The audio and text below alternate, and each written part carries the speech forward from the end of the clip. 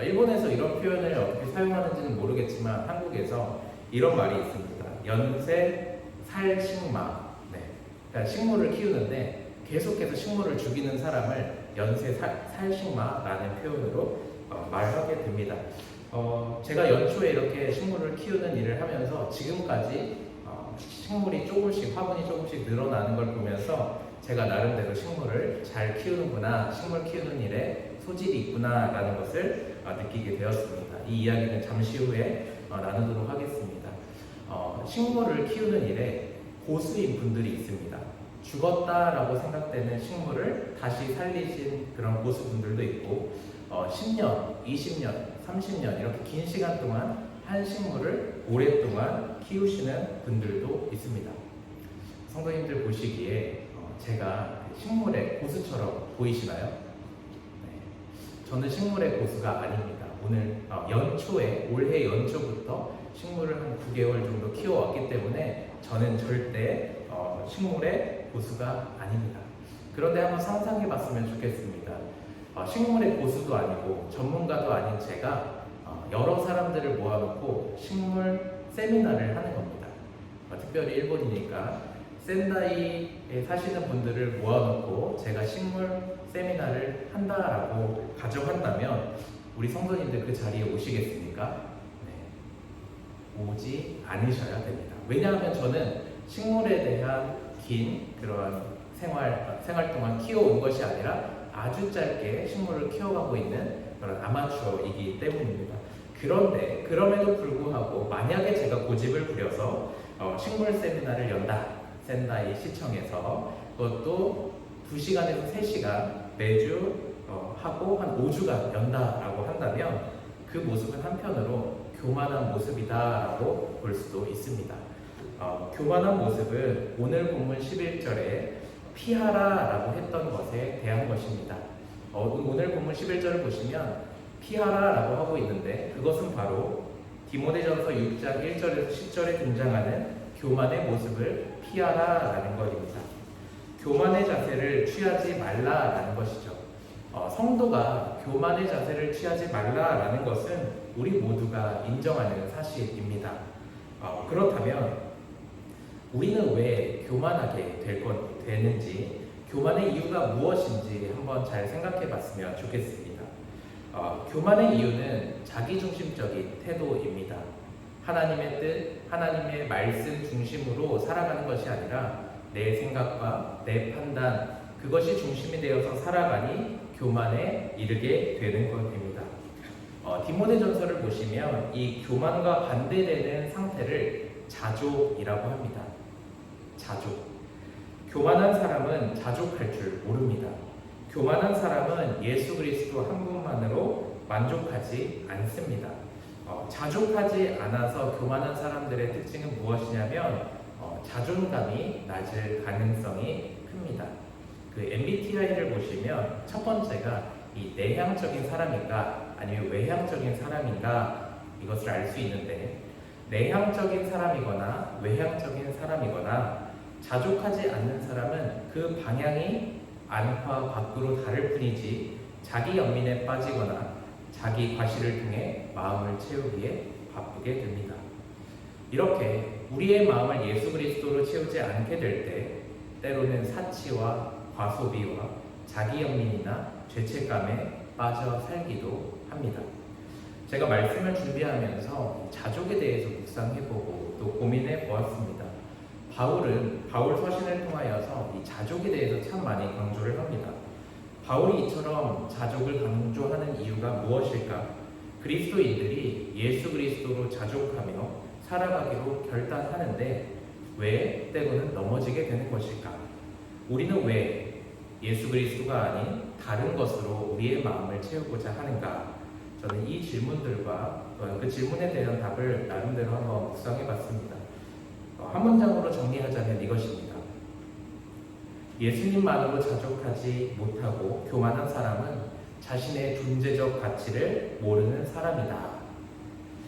나의 가치가 어떠한지 모르기 때문에 다른 것으로 마음을 채우는 것이 자족하지 못하는 사람의 모습이다라고 볼 수 있습니다. 사랑하는 성도님들, 여러분들은 얼마나 소중한 사람으로, 소중한 존재로 여기며 살아가고 계십니까?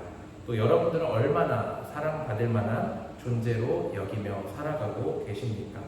여러분들은 얼마나 하나님께서 여러분들을 사랑하시는지 존재적 가치를 잘 생각해 보는 시간을 갖기를 원합니다.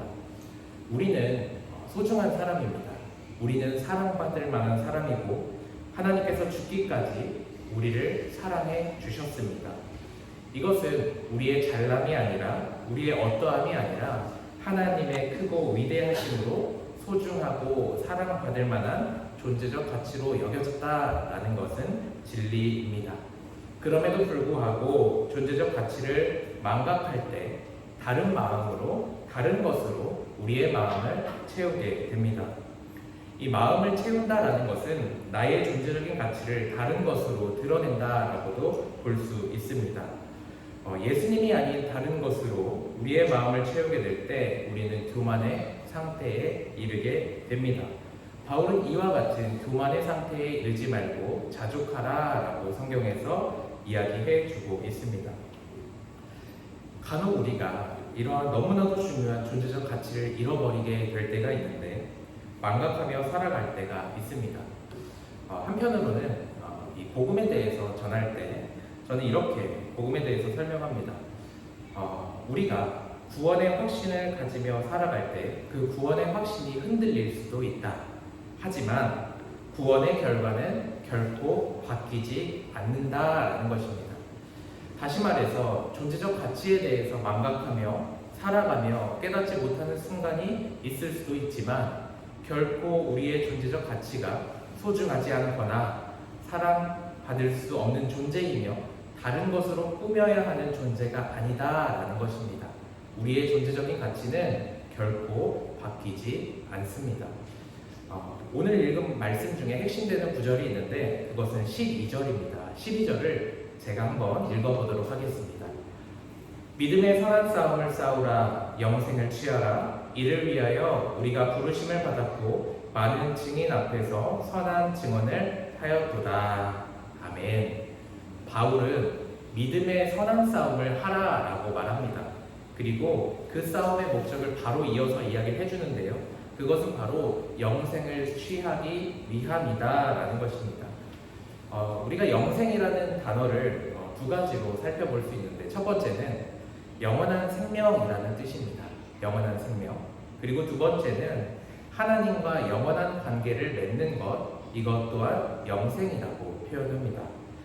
많은 성도님들께서 이 하나님을 안다라고 했을 때 우리가 정보로 하나님을 아는 것이 아니라 관계로 하나님을 안다라는 것을 너무나도 잘 알고 계실 것입니다. 예를 한번 들어보도록 하겠습니다.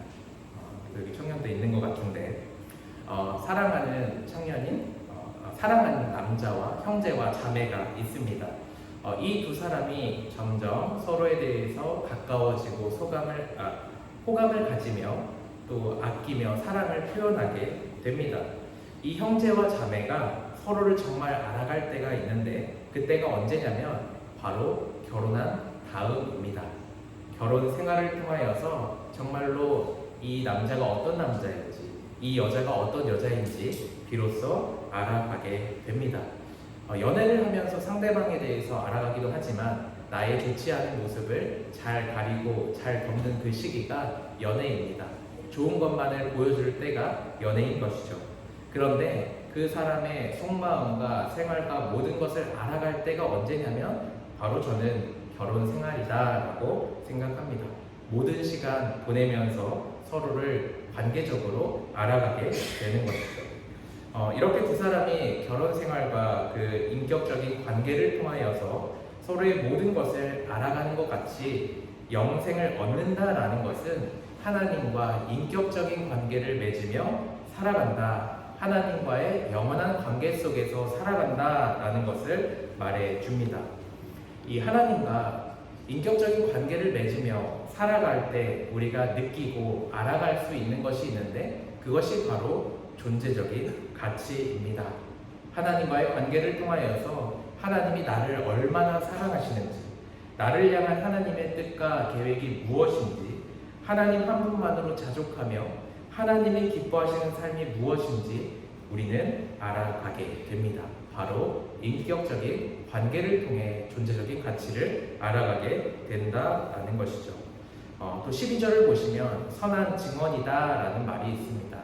여기서 말하는 선한 증언은 예수 그리스도의 십자가를 말합니다.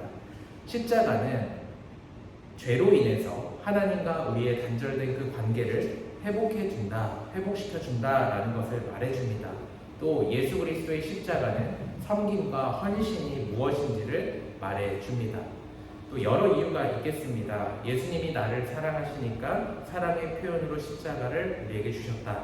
우리가 감당해야 하는 헌신과 섬김의 본을 보여주시기 위해 십자가를 주셨다. 이렇게 생각해 볼 수 있습니다. 그런데 저는 이 시간 여러분들과 한 걸음 더 나아가서 예수 그리스도의 그 섬김과 헌신을 보여주는 낮은 자세가 우리의 존재가 다른 어떠한 것으로 꾸며야 하는 존재가 아니라는 것을 나타내주는 것은 아닐까 생각이 됩니다. 예수 그리스도의 그 십자가는 우리가 다른 것으로 꾸며야 하는 존재가 아니라는 것을 말해준다라는 것이죠. 예수님의 사랑, 예수님의 십자가, 하나님과의 관계가 회복되는 것만으로도 우리는 충분히 존귀한 존재가 된다라는 것을 십자가를 통해 알아볼 수 있습니다.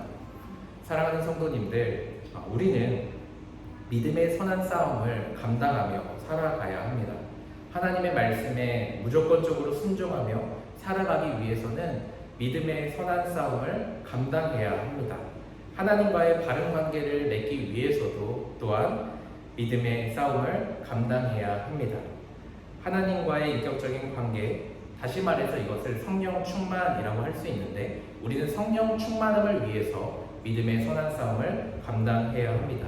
이것은 하나님과 여러분 한 분 한 분뿐만 아니라 하나님과 우리 교회가, 우리 공동체가 서로를 하나님을 알아감에 있어서 힘쓸 수 있도록 함께 감당해야 하는 일입니다.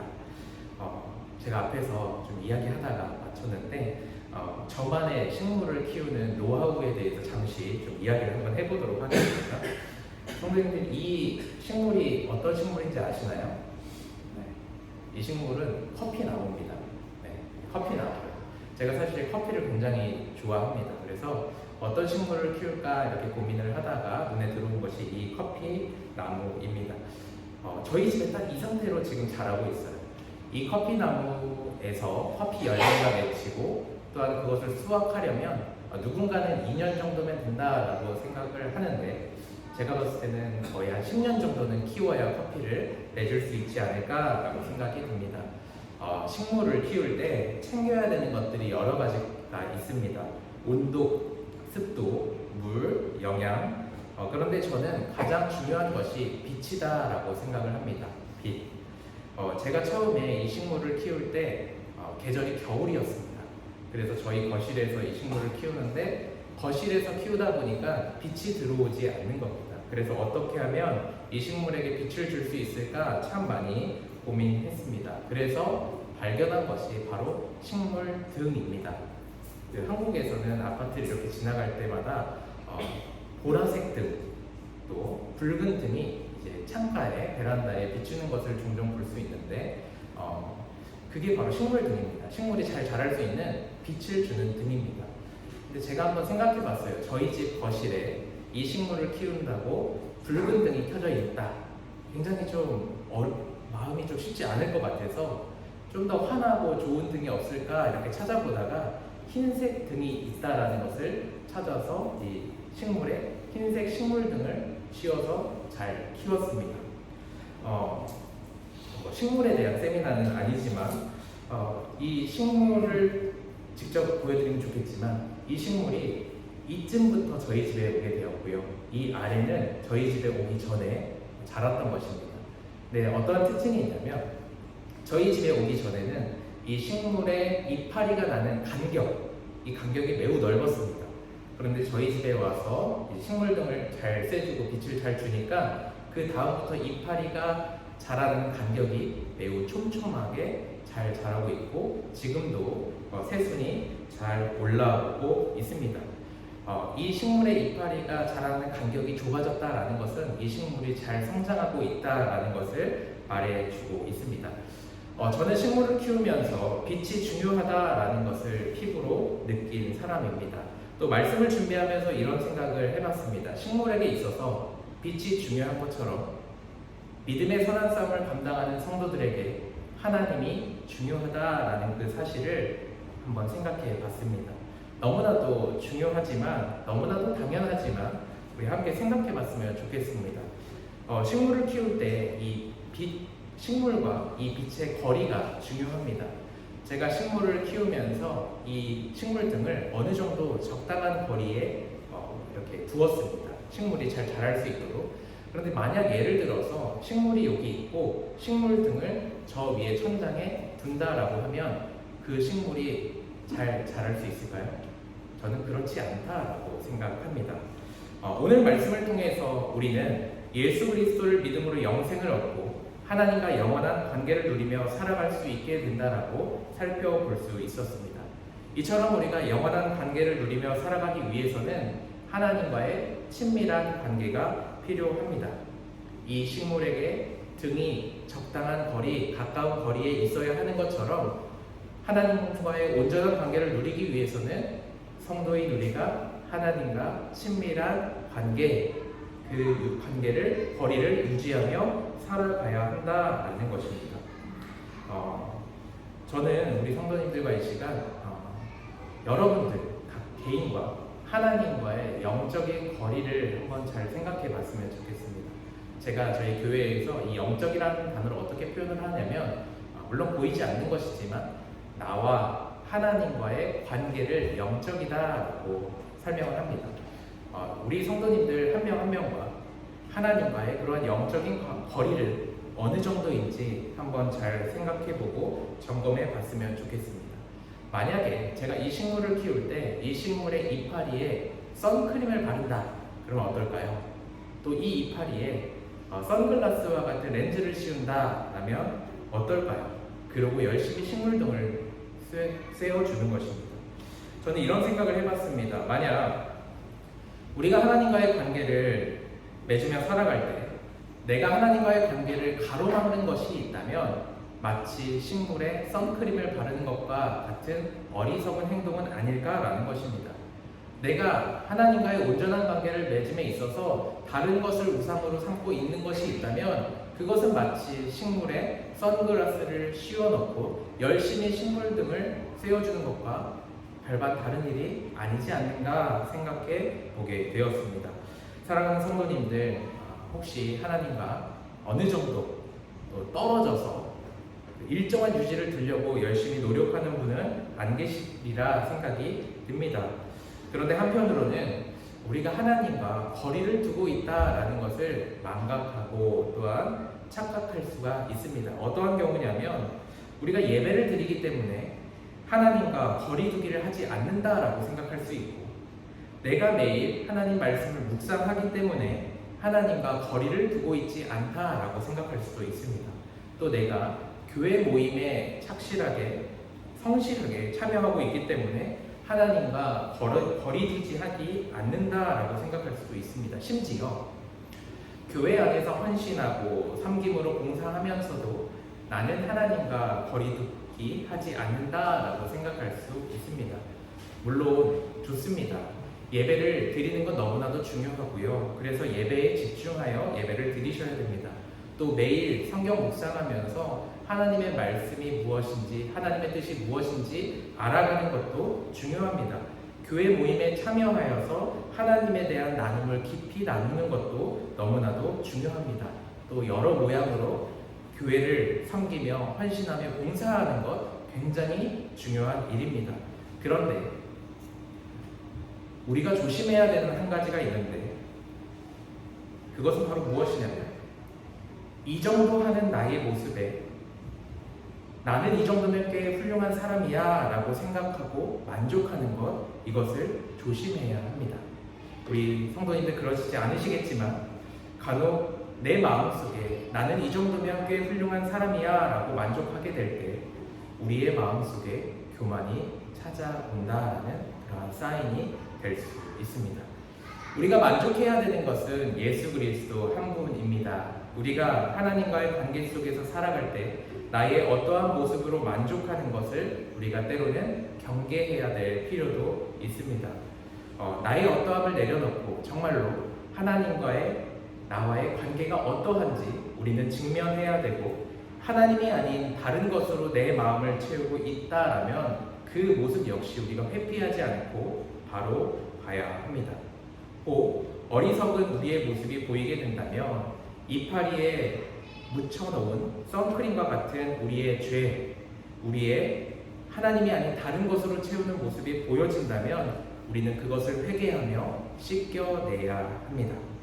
지금까지 말씀을 간단하게 정리하면 이렇습니다. 첫 번째, 성도는 자기중심성을 가지고 교만하지 않도록 자족해야 한다. 두 번째, 성도는 자족으로 존재적 가치를 분명하게 기억해야 한다. 세 번째, 하나님과 영원한 관계를 지키기 위해 믿음의 선한 싸움을 감당해야 한다라는 것입니다. 사랑하는 샌다이 교회 성도님들, 마지막으로 함께 나누고 싶은 것은 우리가 어떻게 존재적 가치를 누리게 되었느냐라는 것입니다. 그 정답은 바로 은혜입니다. 성도님들, 그 선물과 보상이라는 것이 있는데 이 두 가지 차이점 잘 알고 계시나요? 이 보상은 어떤 것이냐면 우리가 한 일에 대한 대가를 받는 것입니다. 예를 들면 우리가 열심히 일하고 받게 되는 월급과 연봉이 보상이 됩니다. 또 가위바위보를 해서 어떠한 상품을 받게 될 때 그 역시도 보상이 됩니다. 왜냐하면 내가 이겨서 선물을 받는 것이기 때문입니다. 보상은 내가 어떻게 하느냐, 내가 굉장히 중요합니다. 하지만 선물은 조금 다릅니다. 보상과 선물은 둘 다 내가 받게 되는 것이긴 하지만 그 개념이 조금 다릅니다. 선물은 어떠한 것이냐면 나의 어떠함과 상관없이 받게 되는 것이 바로 선물입니다. 선물은 주는 사람의 마음입니다. 만약 선물을 주고 싶은 마음이 없다면 선물을 주지 않아도 됩니다. 그것이 선물입니다.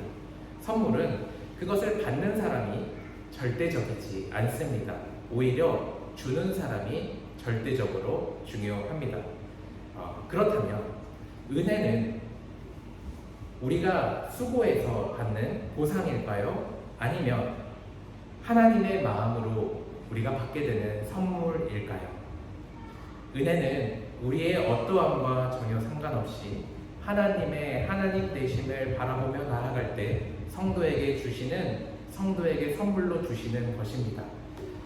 그렇다면 이 보상과 선물을 받은 사람들의 태도가 어떠한지 한번 살펴보겠습니다.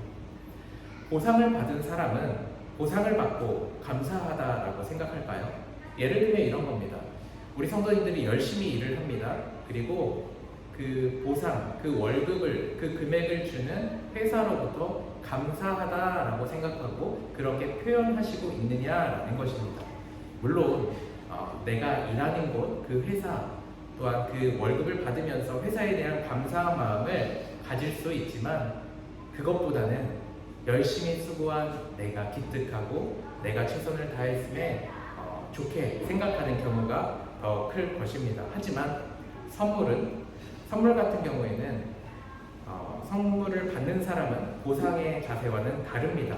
선물을 준 그 대상에게 감사합니다. 왜냐하면 내가 무엇을 하지 않았는데도 불구하고 그럼에도 불구하고 나에게 준 것이 바로 선물이기 때문입니다.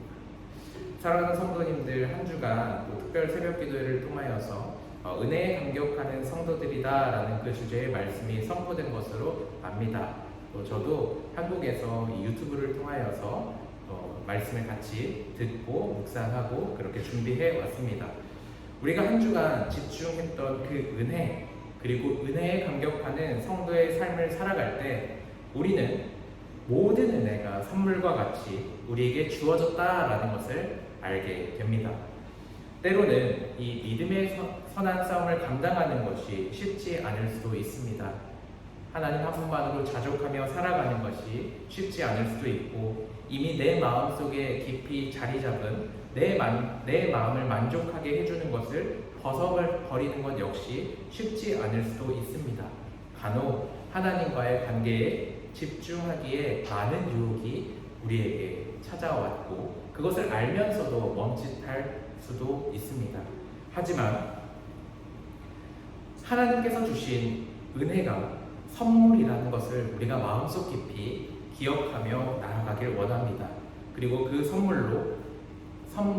그 은혜로 주신 하나님의 우리를 향한 그 사랑과 우리의 존재적인 가치를 잘 알고 하나님과 온전한 관계를 지키며 성도답게 살아감에 있어서 부족함이 없도록 예수 그리스도의 이름으로 축원합니다.